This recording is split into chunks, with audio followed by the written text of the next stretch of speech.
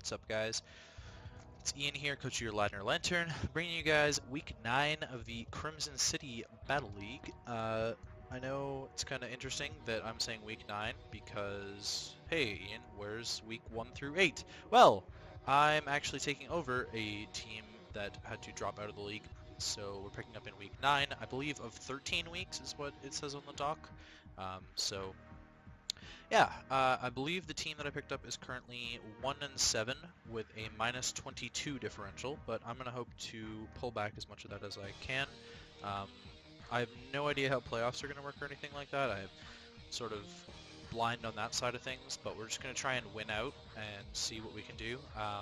There were 2 other teams I could have picked up, but I chose this one because I liked the design of the team and like how the team was built, what mons were on the team. There were a lot of things that I really wanted to try that were on this team that I haven't had in other leagues. So that was sort of the main draw for myself. This is technically a week behind. The league is currently in the middle of week 10, and we are going to play our week 9 match this coming weekend, which will be the 24th to 25th of November, as well as our week 10 match. Hopefully I can get that sorted out and we'll just catch up so that we can be on pace with the rest of the league. So yeah, we picked up a team of Latios, Nidoqueen, Alolan Muck, Delmise, Diancie, Raichu, Megaseptile, Weavile, Medicham, Swampert, and Moltres. So what I really like about this team is it's kind of diverse in its speed tiers. I'm not a huge fan of Latios plus Raichu. I don't like the double 110s necessarily. I also don't like that there's kind of a gap between like 110 and 90. I'd like to have something fitting in there potentially. I'm not sure if trades are still allowed or anything like that, but if there are, then I might make a drop for that. I did see that Victini was dropped for Weavile, which I like for the speed tiering purposes, but I don't like for the design of the team. I think this team could really use a better fire type than Moltres, but that's just my opinion. That's pretty much it. Yeah, so this week we're taking on Tiff and the Calgary Flareons. Again, we're a week behind, so I'm going to get this match done with Tiff. Shoutouts to Canada. Just gotta love my home country. And yeah, so that's pretty much what's happening here. Let's run through this team real quickly here. So the Flareons have Tapu Bulu, Necrozma, Rotom Heat, Dragalge, Dusknoir, Alolan Golem, Mega Swampert, Alolan Ninetales, Fortress, Heatran, and Pangoro. What I noticed first about this team is that Alolan Ninetales is the fastest thing on this team, which is kind of bad because it's a base 109. So it's a very slow team, but there's a lot of hard hitters on here, like Banded Dusknoir, Banded Pangoro, Mega Swampert's a really hard hitter, Banded Tapu Bulu is a really hard hitter, like Specs Adaptability Dragalge's a hard hitter. So I have to be worried about switching into things potentially, because I know that for the most part, I'll be outspeeding. There are a couple things that are really fast, potentially like a Scarfed Heatran. That's kind of the thing that I would see that would be scarfed against my team, potentially. Or Swampert and Rain is obviously a threat because of the Swift Swim ability. But we have something to check that as well, so which I'll go over in a second here. So let's talk about the things that I always talk about. Priority is in Dusknoir with Shadow Sneak, Ninetales with Ice Shard, and Pangoro with Bullet Punch. One of these things is not like the other. I'll let you guys figure out which. Hazard setters, there's Necrozma with Stealth Rocks, Dragalge with Toxic Spikes, Golem with Stealth Rocks, Swampert with Stealth Rocks, Fortress with Stealth Rock Spikes and Toxic Spikes, and Heatran with Stealth Rocks. That's a lot of hazard setters. Hazard removal is only Fortress with Rapid Spin, so it's relatively easy to get up my own hazards against this team, which you'll see that we do have as well. And there's also a relatively large amount of 4x weaknesses on this team, so let's go through those really quickly here. Tapu Bulu has a 4x weakness to Poison. Alolan Golem has a 4x weakness to Ground. Swampert has a 4x weakness to Grass. Fortress has a 4x weakness to Fire. Heatran has a 4x weakness to Ground.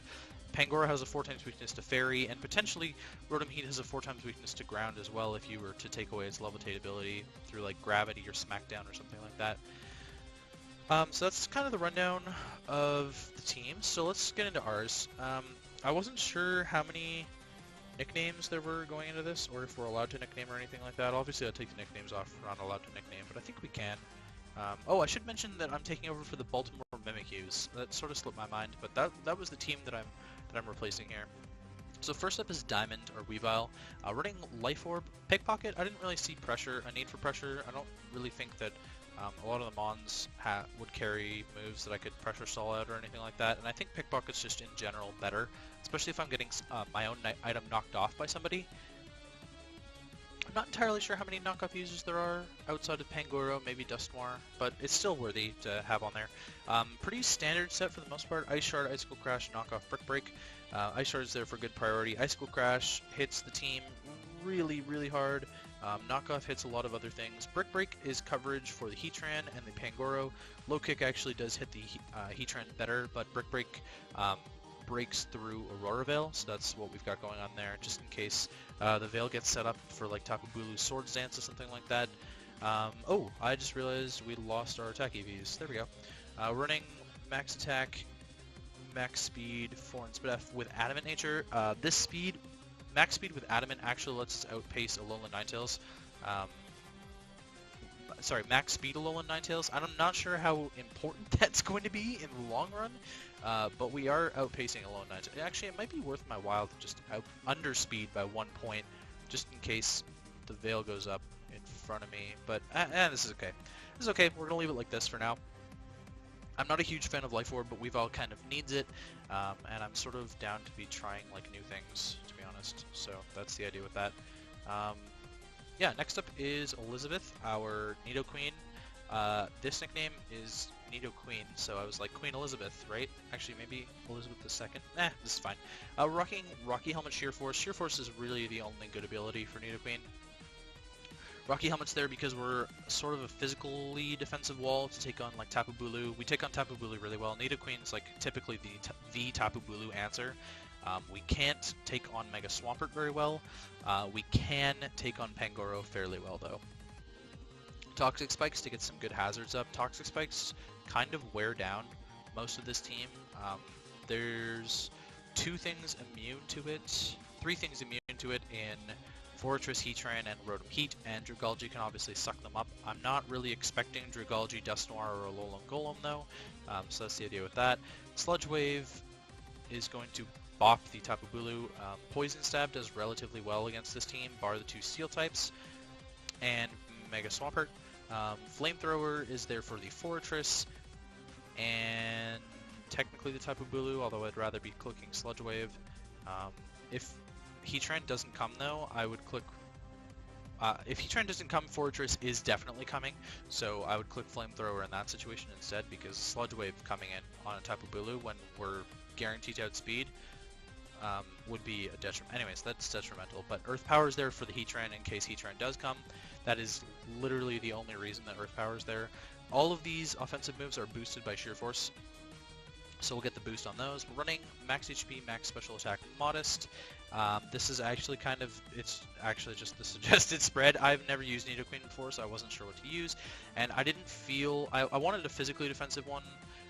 We would have outsped Tapu Bulu by we could have outsped Tapu Bulu by 1 point, but I chose not to go that route. So instead, we're just going to be hitting it harder and eating hits with the HP investment, and specifically the Rocky Helmet is there to tank like Wood Hammers and stuff like that. Next up is our Mega Sceptile Scepter. Rocking the Overgrow ability because Unburden is completely useless with a Mega Stone since it can't be knocked off. Leaf Storm, Hidden Power Fire, Giga Drain, Dragon Pulse. Leaf Storm hits really hard. Obviously it's going to Oko Mega Swampert. It's going to do a ton of damage to Pangoro, a ton of damage to Necrozma, things like that.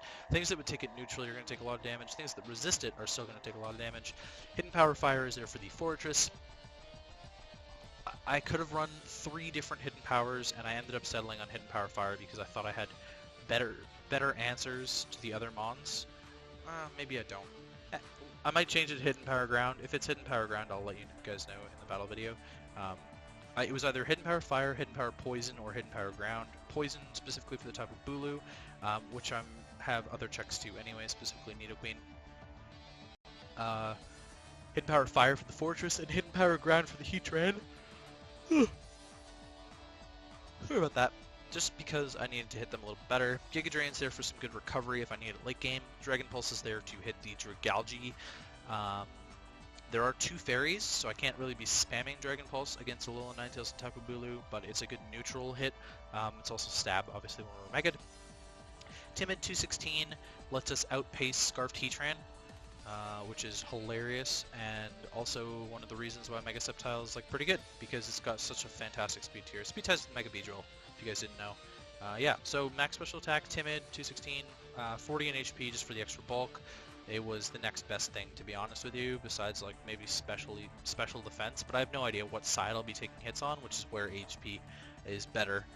Next up is Victory, the Moltres. I named it this because you have found it in Victory Road in Red, Blue, Yellow, so that's kind of where I was going with this.